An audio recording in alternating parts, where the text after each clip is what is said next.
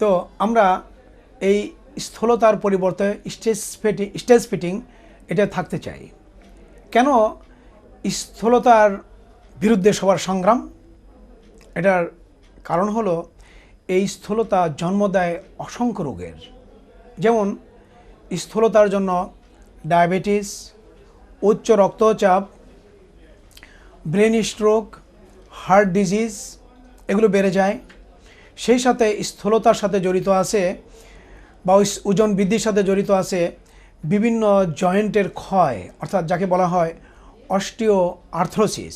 যেমন হাঁটুর ব্যথায় যারা দেখবেন যে খুব মোটা, তারা খুঁড়িয়ে খুঁড়িয়ে হাঁটতেছে, বয়স বাড়ার সাথে সাথে এটা বাড়তেই থাকে। তো আবার দেখা গেছে স্থূলতার সাথে কতগুলো মরণঘাতী ক্যান্সারের জড়িত আছে, যেমন কোলন ক্যান্সার, স্টমাক ক্যান্সার, গলব্লাডারের cancer, liver cancer, breast cancer, এগুলোর সাথে স্থূলতা জড়িত। আবার বিভিন্ন গবেষণায় এটাও বেরিয়ে এসেছে যে স্থূলতা সরাসরি কিডনির যে 24 লক্ষ ছাঁকনি থাকে সেগুলোকে ড্যামেজ করে দেয়, সেটাকে বলে FSGS। আবার এই স্থূলতা যেহেতু ডায়াবেটিস, উচ্চ রক্তচাপ, ব্রেন স্ট্রোক এগুলো বাড়িয়ে দেয়, এগুলোর কারণে পরোক্ষভাবে আবার কিডনি রোগের জন্ম হয়। অন্যদিকে দেখা যায় যে স্থূলতার কারণে বিভিন্ন জয়েন্টের প্রদাহ হয় বা অস্টিও আর্থ্রোসিস হয়, সেজন্য যে বেদনানাশক ওষুধ খাওয়া হয় সেজন্য কিডনি রোগ হয়। যে ক্যান্সার হয়, ক্যান্সারের যে সমস্ত তীব্র মাত্রা ওষুধ দেওয়া হয় সেজন্য আবার কিডনি রোগ হয়। তো এভাবেই স্থূলতার সাথে কিডনি রোগ ওতপ্রোতভাবে জড়িত। স্থূলতা যেন একটা অক্টোপাস, সে আমাদের সমস্ত অঙ্গ প্রত্যঙ্গকে আঁকড়িয়ে ধরে রেখেছে এবং সেটাকে ধ্বংস করছে। তাহলে আপনি দেখলেন যে স্থূলতা কতগুলো জীবন সংহারী রোগের জন্ম দিচ্ছে। তাহলে এর থেকে বাঁচার উপায় কি? খুব সহজ, আপনার একটু জীবনধারার পরিবর্তন।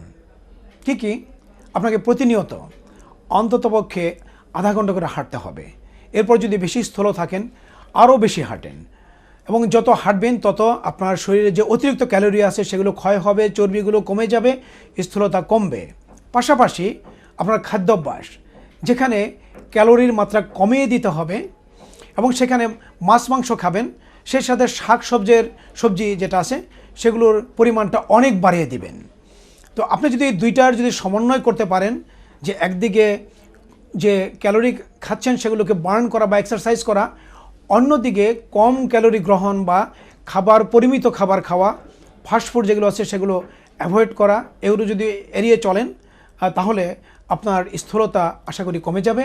এবং আসেন আমরা সুস্থ জীবনধারার চর্চা করি এবং নিজেরা সুস্থ থাকি, বাচ্চাদেরকে এগুলো শেখাই, যাতে করে বাচ্চারা তাদের স্কুল লাইফ থেকে ছোট বয়স থেকেই এই সুস্থ জীবনধারার চর্চা করতে পারে। পাশাপাশি এটুকু মনে রাখবেন যে এই সুস্থ জীবনধারার সাথে আরও কতগুলো অভ্যাস যুক্ত করে দিবেন, যেমন ধূমপান না করা, প্রতিদিন পানি পান করা, এবং যে কোনো বাজার থেকে যে কোনো জায়গার থেকে ব্যথার ওষুধ না খাওয়া, লবণ না খাওয়া। তো এগুলো যদি আপনারা মেনে চলেন এবং বাচ্চাদের শেখান, তাহলে আশা করি আপনারা সুস্থ থাকবেন এবং একটা সুস্থ প্রজন্ম দেশকে উপহার দিতে পারবেন।